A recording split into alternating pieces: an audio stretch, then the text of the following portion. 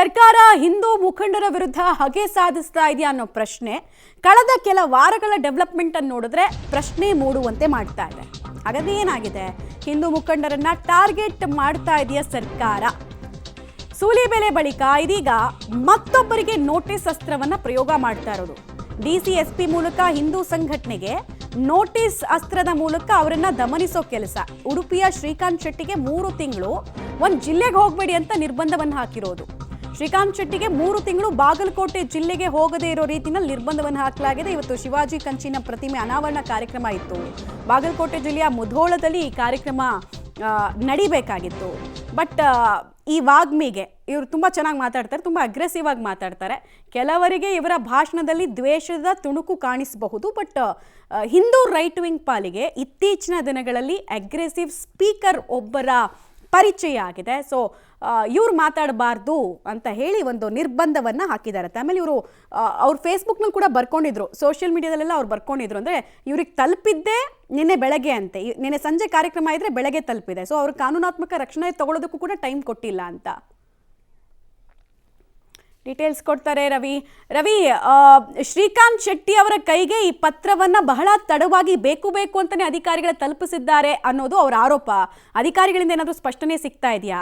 ಆಮೇಲೆ ಇವರನ್ನು ನಿರ್ಬಂಧಿಸೋದಕ್ಕೆ ಪ್ರಮುಖ ಕಾರಣಗಳು ಜಿಲ್ಲಾಧಿಕಾರಿಗಳು ಏನು ಕೊಡ್ತಾ ಇದ್ದಾರೆ?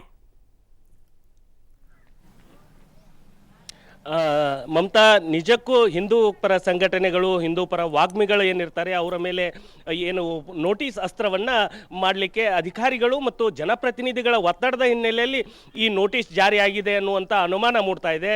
ಕಾರಣ ಇಷ್ಟೇ ಮಮತಾ, ಈಗಾಗಲೇ ಬಾಗಲಕೋಟೆ ಜಿಲ್ಲೆಯ ಮುಧೋಳ್ ನಗರದಲ್ಲಿ ಛತ್ರಪತಿ ಶಿವಾಜಿಯವರ ಕಂಚಿನ ಮೂರ್ತಿಯನ್ನು ಅನಾವರಣ ಕಾರ್ಯಕ್ರಮ ಇತ್ತು. ಅದು ಸಾಯಂಕಾಲ ನಡೆಯಬೇಕಾದಂಥ ಕಾರ್ಯಕ್ರಮ. ಆ ಸಾಯಂಕಾಲದ ಕಾರ್ಯಕ್ರಮಕ್ಕೆ ಶ್ರೀಕಾಂತ್ ಶೆಟ್ಟಿಯವರು ಮುಖ್ಯ ಭಾಷಣಕಾರರಾಗಿ ಅವರನ್ನು ಇನ್ವೈಟ್ ಮಾಡಲಾಗಿತ್ತು. ಆದರೆ ತಡರಾತ್ರಿ, ಅಂದರೆ ನಿನ್ನೆವರೆಗೂ ಏನೂ ಇಲ್ಲದಂಥ ಸುದ್ದಿ ಇಲ್ಲದಂಥ ಜಿಲ್ಲಾಡಳಿತ ನಿನ್ನೆ ತಡರಾತ್ರಿ ವೇಳೆಗೆ ಅವರಿಗೆ ಒಂದು ನೋಟಿಸನ್ನು ಬಿಟ್ಟಿರುವಂಥದ್ದು. ಅಂದರೆ ಶಾಂತಿ ಭಂಗ ಆಗಿರ್ಬೋದು, ಕಾನೂನು ಸುವ್ಯವಸ್ಥೆ ಹಾಳಾಗುತ್ತೆ ಅನ್ನುವ ಹಿನ್ನೆಲೆಯಲ್ಲಿ ಈ ರೀತಿಯಾದಂಥ ಸಮರ್ಥನೆಯನ್ನು ಕೊಟ್ಟು ಶ್ರೀಕಾಂತ್ ಶೆಟ್ಟಿಯವರಿಗೆ ಬಾಗಲಕೋಟೆಗೆ ಬರಲಿಕ್ಕೆ 3 ತಿಂಗಳ ನಿರ್ಬಂಧವನ್ನು ಹೇರಿರ್ತಕ್ಕಂಥದ್ದು. ಇದನ್ನೆಲ್ಲವನ್ನು ನೋಡಿದರೆ ಸಡನ್ನಾಗಿ ಜಿಲ್ಲಾಡಳಿತ ಈ ರೀತಿಯಾದಂಥ ನೋಟಿಸ್ ಕೊಡಲಿಕ್ಕೆ ಹಿಂದೂ ಪರ ಸಂಘಟನೆಗಳ ಭಾಷಣಕಾರರೇನಿದ್ದಾರೆ ಅವರನ್ನು ಟಾರ್ಗೆಟ್ ಮಾಡ್ತಾ ಇದೆಯಾ ಅಂತ ಅನ್ನುವಂಥ ಅನುಮಾನ ಮತ್ತು ಆಕ್ರೋಶ ಹಿಂದೂ ಪರ ಸಂಘಟನೆಗಳ ಕಾರ್ಯಕರ್ತರಲ್ಲಿ ಮತ್ತು ಮುಖಂಡರಲ್ಲಿ ಮೂಡಿರುವಂಥದ್ದು. Mamata, right, thank you Ravi ತಮ್ಮ ಎಲ್ಲ ಮಾಹಿತಿಗೆ. ಬಟ್ ಇದೇನು ಓಪನ್ ಸೀಕ್ರೆಟ್ ಇದು?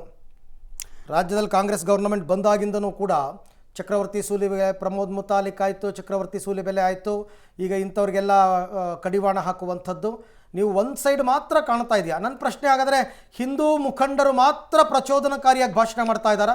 ಬೇರೆಯವರೆಲ್ಲ ಏನು ಬಾಯಿಗೆ ಬೀಗ ಹಾಕ್ಕೊಂಡಿದ್ದಾರಾ? ನಿಮ್ಮ ಬಾಯಿಗೆ ಅಕ್ಕಿ ಕಾಳನ್ನು ಹಾಕ್ತೀವಿ, ರೆಡಿ ಮಾಡ್ಕೊಳ್ಳಿ, ನಿಮಗೋಸ್ಕರ ನಾವು ಬರ್ತಾ ಇದ್ದೀವಿ ಅಂದವರು ಇವತ್ತು ಸ್ವಚ್ಛಂದವಾಗಿ ಓಡಾಡ್ಕೊಂಡಿದ್ದಾರೆ. ಆಮೇಲೆ ಇನ್ನೊಂದೇನು ಗೊತ್ತಾ, ಇವರಾದರೆ ಬಹಿರಂಗ ಸಭೆ ಸಮಾವೇಶಗಳಲ್ಲಿ ಮಾತನಾಡ್ತಾರೆ.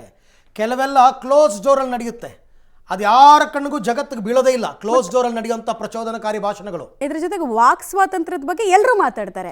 ಎಲ್ಲಿದೆ ವಾಕ್ ಸ್ವಾತಂತ್ರ್ಯ? ಯಾಕೆ ಇವರಿಗೆಲ್ಲ ರಿಸ್ಟ್ರಿಕ್ಷನ್ಸ್ ಆಗ್ತಾ ಇದ್ದೀರಾ? ಭಾಷಣ ಮಾಡೋದ್ರಿಂದ ದ್ವೇಷ ಭಾವನೆ ಬಿತ್ತು ಬಿಡುತ್ತೆ ಅನ್ನೋದು ಬಹುದೊಡ್ಡ ಮಿತ್ತದು. ದೇಶದ್ರೋಹದ ಭಾಷಣಗಳನ್ನು ಮಾಡಿದ್ರೆ ಕ್ರಮ ತಗೊಳ್ಳಿ, ಅದಕ್ಕೆ ನಾವು ಇದು ಮಾಡ್ತೀವಿ. ಯಾಕೆಂದರೆ ದೇಶದ್ರೋಹ ಅಂತಕ್ಕಂಥದ್ದು ಕ್ಷಮಿಸಲು ಅಸಾಧ್ಯವಾದ ತಪ್ಪು.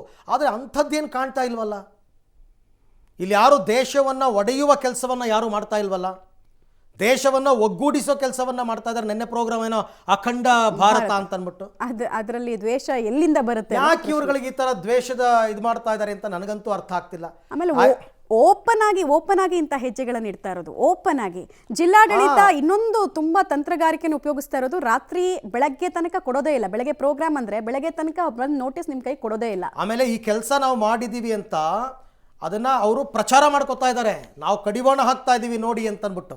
ಯಾರು ನೋಡ್ಬೇಕಪ್ಪ? ವೆರಿ ರಾಂಗ್ ಐಡಿಯಾಲಜಿಕಲ್ ಕಮಿಟ್ಮೆಂಟ್ ಇದು.